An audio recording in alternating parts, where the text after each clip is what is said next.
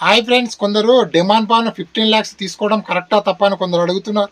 100% correct అని నేను చెప్తాను. ఎందుకంటే అక్కడ ఇమాన్యుయల్ ఎంత ఆల్రౌండర్, ఇమాన్యుయలే 4th పొజిషన్లో ఎలిమినేట్ అయ్యే వరకు డిమాండ్ పాన్ దిమ్మె తిరిగిపోయింది. అదేంది ఇమాన్యుయల్ అన్న ఎలిమినేట్ అయ్యాడు అంటే విన్నర్ నేను కాదు, కళ్యాణ్ తనుజ మధ్యలో ఉంది విన్నర్ అని చెప్పి తను డిమాండ్ పాన్ ఫిక్స్ అయిపోయి, అదేవిధంగా వాళ్ళ డాడీ ఆపరేషన్ కోసం అమౌంట్ కావాలి, అదేవిధంగా వాళ్ళకు సొంత ఇల్లు కూడా లేదు కాబట్టి వాళ్ళు మిడిల్ క్లాస్ ఫ్యామిలీ కాబట్టి సో ఎంతో అంత అమౌంట్ తీసుకోవాలని చెప్పి డిమాండ్ పాన్ ఫిక్స్ అయ్యి 10 lakhs అన్నప్పుడు సైలెంట్ ఉండి 15 lakhs ఎప్పుడైతే అన్నారో డిమాండ్ పాన్ అప్పుడు 100% ఫిక్స్ అయ్యాడు మనీ తీసుకోవాలని చెప్పి.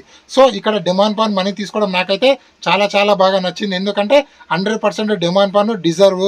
సో మనీ తీసుకోవడంలో తనకు న్యాయం జరిగిందని నాకైతే అనిపించింది. ఎందుకంటే డిమాండ్ పాన్ రీతు చౌదరి వెళ్ళిన తర్వాత సూపర్గా గేమ్ ఆడిండు, సూపర్గా ఎంటర్టైన్మెంట్ చేసిండు. అదే ఎంటర్టైన్మెంట్ 15 weeks చేసింటే డిమాండ్ పాన్ విన్నర్ అయ్యేవాడు.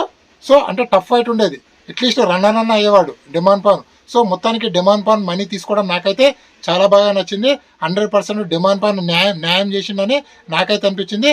సో డిమాండ్ పాన్ 15 lakhs తీసుకోవడం విషయం పైన మీ అభిప్రాయం ఏమనేది కింద కామెంట్ పెట్టండి. ఈ వీడియో నచ్చినట్లయితే లైక్ చేయండి, షేర్ చేయండి, సబ్స్క్రైబ్ చేసుకోండి. నేను మీ జ్ఞానేశ్వర్. జై హింద్. ఉంటా మరి.